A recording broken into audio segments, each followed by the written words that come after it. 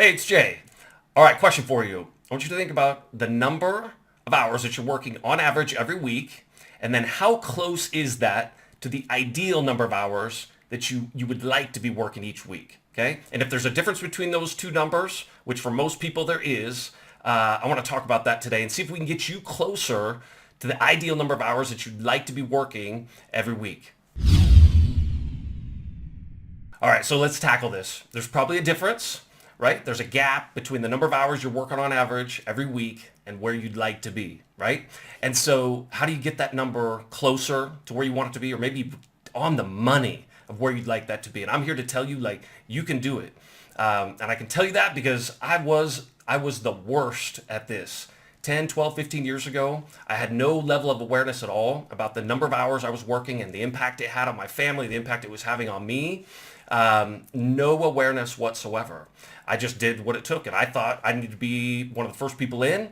I thought, it was either I need to be one of the last people to leave, but what I transitioned to was leaving around 5 o'clock. I'd drive home, I'd have dinner with my family, go back to the office, and then work till 7 or 8 or 10 or 12. And the hard part too, like I feel bad, like it wasn't just me. Like I was having people on my team come in, especially at month end, to make sure that we got everything done that had to be done, and sacrifice whatever to make those numbers happen.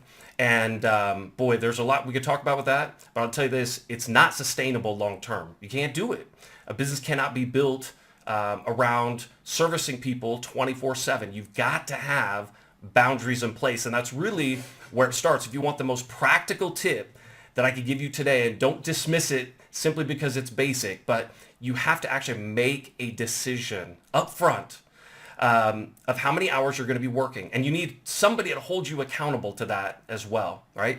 So you make a decision of, here's when I'm going to come in. Here's what time I'm going to leave by. This is what time I'm going to turn my phone off in the evenings. This is what I am or am not going to do on the weekends. And I'm going to communicate that out to people, and I'm going to hold to it. And it's hard because I know many of you are thinking right now, like, Jay, I can't do that because I have to deliver this really high level of service to my customers. And I've got to be available to do that. And if I don't, I'm going to lose business. And I understand that fear.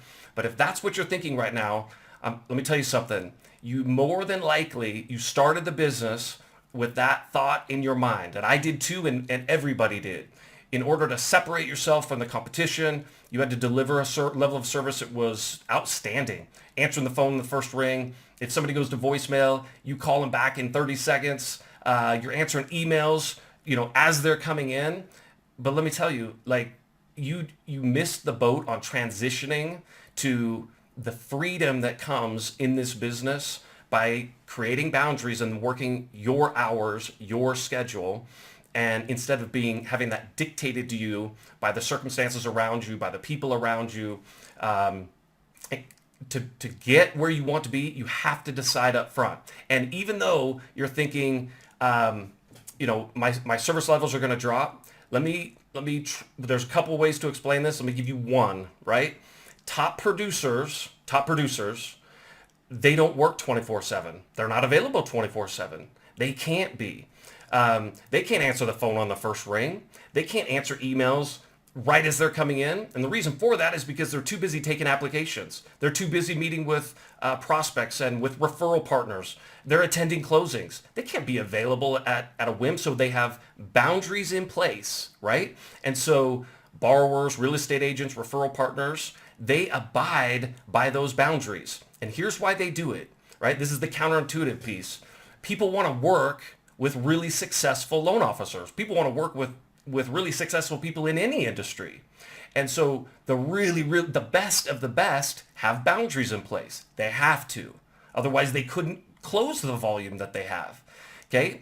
And so, again, while it may not make sense at first, it's a huge key. You have to make a decision up front. These are the hours that I'm going to abide by.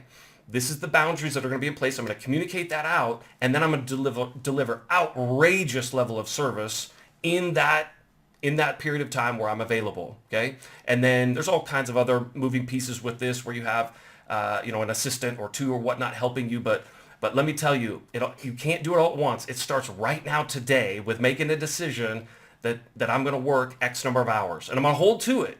And if you will get an accountability partner, get your boss, get a peer in your office, and ask them to check in with you, it will make a huge difference. It'll make a huge difference in your life. But it also can have, I think it's one of the top 2 or 3 aspects to actually growing your business. If you want to scale your business up, you got to build boundaries first. And we'll talk more in future videos about the other pieces that kind of go in place. But I hope you'll stop the video today and make a plan. Write out the number of hours you're going to work this week and then hold to it. All right?